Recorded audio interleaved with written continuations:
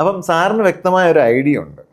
ഇപ്പോൾ ഒരു കഥാപാത്രത്തെ സൃഷ്ടിക്കുമ്പം അതിനെ ആരെ കാസ്റ്റ് ചെയ്യണം എന്ന സാറിനൊരു വ്യക്തമായ രൂപമുണ്ട്.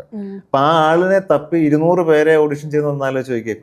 അപ്പം സാറിൻ്റെ മനസ്സിൽ ആ രൂപം ആദ്യം കിട്ടി.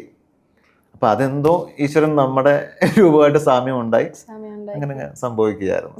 ഓക്കെ, ഇപ്പൊ എല്ലാവരും പറഞ്ഞ് വിനയൻ സാറിന്റെ പടത്തിലെ യക്ഷികളൊക്കെ ഭയങ്കര സുന്ദരികളാണ്, വെള്ളി നക്ഷത്രം, അങ്ങനെ കുറെ ആൾക്കാർ പറയുന്നുണ്ട്. അങ്ങനെ തോന്നിയിട്ടുണ്ട് സാറിന്റെ സിനിമയൊക്കെ കാണുമ്പോൾ സുന്ദരിമായിട്ടുള്ള പ്രേതങ്ങളാണ് ഉള്ളതെന്ന്?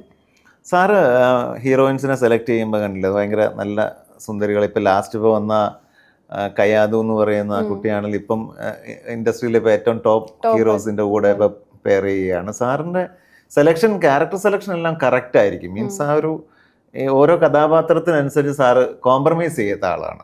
ആ ഒരു പെർഫെക്ഷൻ നോക്കി ചെയ്യുന്ന ആളാണ്. അപ്പോൾ ആ ഒരു ഇത് ഹീറോയിൻ സെലക്ഷനിലും ഉണ്ടാവുമല്ലോ.